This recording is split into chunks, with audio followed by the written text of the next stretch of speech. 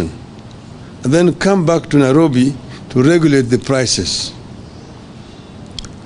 How can EPRA be a player and a referee at the same time? Where is the ethics and professionalism in this? How can this be in compliance with the Public Officer Ethics Act? We are still waiting for answers. When Kenya signed this deal, we had the regional markets, especially that of Uganda, in mind. The Gulf nations of Saudi Arabia and the United Arab Emirates were definitely aware that we import for the region. This in itself makes it impossible that we could have had a G2G. Whatever the case, we want to know what happens to the oil we intended for Uganda and onward markets. Are we going to be stuck with and forced to buy it at the old high prices while costs are falling elsewhere? Is that the reason Tanzania's has gone down while ours stay unchanged?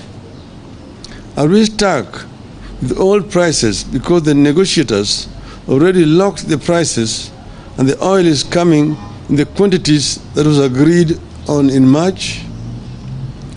So many things still do not make sense, despite the massive space bought by the oil companies to explain themselves and the effort of the government to fool and confuse Kenyans.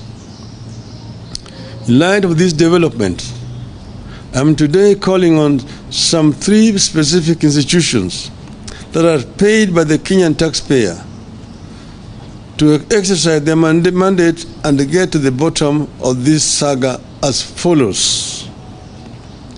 First, the Energy and Petroleum Regulatory Authority.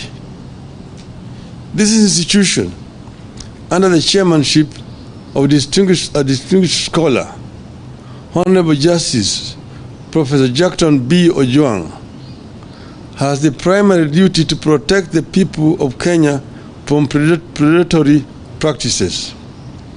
Indeed, it is given protection in the course of his work through a legally mandated independence.